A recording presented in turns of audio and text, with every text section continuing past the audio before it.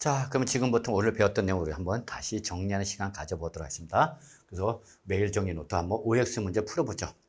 1번, 국외 자산 양도시 양도소득세 납세 의무자는 국외 자산의 양도까지 계속하여 몇 년 이상? 3년 이상 국내에 주소나 또는 거소를 둔 거주자이다. 자, 여러분 시험에 자주 나왔네요, 여러분. 올해도 또 나오길 바랍니다. 틀렸죠? 몇 년이죠, 여러분? 그쵸? 3년 이상이라 5년 이상이 돼야 되는 거죠, 여러분. 네, 그래서 1번 뭐 틀렸다? 여러분 다 아실 거라 믿습니다, 여러분. 자, 2번. 등기된 부동산 임차권의 양도는 양도소득세 과세 대상이다. 역시 우리도 시험에 자주 나왔네요, 여러분. 그러면 임차권이 나면 반드시 뭐 확인하라? 등기 여부 확인하세요, 그렇죠? 그 등기됐으니까 양도세 과세한다, 안 한다? 한다. 예, 맞는 말이죠. 자, 3번 도시개발법의 규정에 따라 환기 처분으로 인한 지목이나 지분의 변경 또는 보류 충당 이때는 소득세법상 양도소득세 과세 대상이다 아니다? 아니다라고 명문화되어 있습니다라고 했죠, 여러분. 그래서 바로 3번도 옳은 말이 되겠습니다, 여러분. 그렇죠? 이렇게 보시면 되겠네요. 자, 이제 우리 4번부터 볼까요? 자, 4번부터가 이제 우리 비과세죠, 여러분. 그래서 자, 농지의 교환이나 분합으로 인하여 발생하는 소득이죠, 여러분. 이때에 그 농지가 바로 우리 특징이죠. 농지는 우리 세법상 우대 규제, 우대. 그래서 농지를 교환하거나 분합하는 과정에서 양도소득이 발생했다 하더라도 일정한 요건을 충족하면 과세를 하겠다, 안 하겠다? 안 하겠다.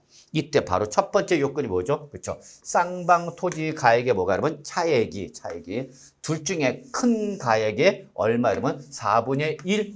근데 여기는 3분의 1이네요, 여러분. 맞아서 틀렸어요, 여러분? 틀렸죠.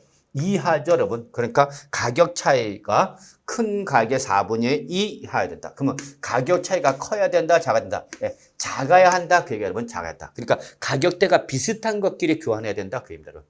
그래서 틀렸죠, 여러분. 그리고 and 교환일 때는 반드시 경작상 필요해야 할 때는 여러분 이거는 농지 소유자가 원해서 하는 거죠. 그렇기 때문에 이때는 사후관리가 들어서 교환해서 취득하는 새로운 농지에서 최소 몇 년 이상이죠?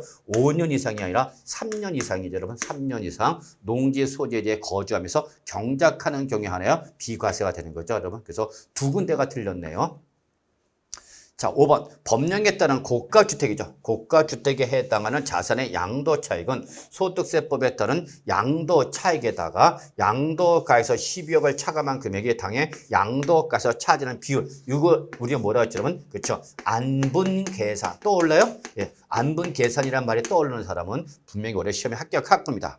그래서 비과세 요건을 충족한 고가주택일 때는 양도차익 전액을 과세하는 것이 아니라 무슨 계산한다, 여러분? 안분 계산한다라는 거 꼭 기억해 두셔야 되겠습니다, 여러분. 아시겠죠? 시험에 나오잖아. 6번.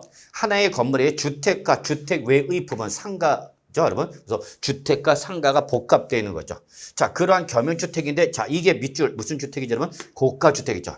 그러면 우리 항상 겸용주택이 남은 주택의 면적과 상가 등의 면적의 크기를 비교해서 주택의 면적이 상가 등의 면적보다 뭐하면 크면 그때는 어떻게 하죠? 전부를 주택으로 봐야 되는 거죠. 그런데 이게 무슨 주택이면 고가주택이면 그때는 어떤 것만 주택 면적만 주택으로 보는 거고 상가는 주택으로 본다 안 본다? 안 보는 거죠, 여러분. 그래서 6번이 틀린 말이 된다는 거 여러분 기억해 두셔야 합니다. 그래서 이때는 주거용만 고가주택일 때는 주거용만 주택으로 보는 것이다 라는 거고 상가는 주택으로 본다 안 본다? 안 본다. 이렇게 정리해 두시면 되겠네요, 여러분.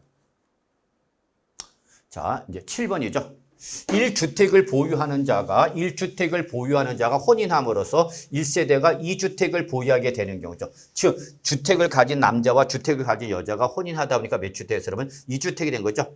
자, 그건 투기 목적이니까 아니니까 혼인한다부터 몇 년이 여러분? 5년이네. 둘 중에 남자 거 여자 거 구분하지 않고 둘 중에 먼저 양던 주택은 우리는 보유 기간의 제한을 받지 않는다. 맞아요, 틀려 여러분? 틀렸죠, 여러분? 예. 그래서 자, 요 7번은 틀린 말이 되겠습니다, 여러분. 예. 그래서 이때는 바로 비과세를 받을 수 있는 거죠. 근데 이거는 보유기간 거주기간의 예외가 되는 거죠, 여러분. 그래서 뭐 비과세를 받을 수 있다라고 할 수도 있는데 이런 보유기간 거주기간의 예외라고 하기보다는 1주택의 예외 규정이죠. 그래서 1주택의 예외다라는 거. 자, 이렇게 좀 봐주시고요. 그래서 결론 틀린 걸 합시다, 여러분. 우리 7번, 맞는 거를 7번 틀린 거를 좀 해주시고요. 자, 8번. 해외 이주죠, 여러분. 해외 이주로 세대 전원이 출국했다.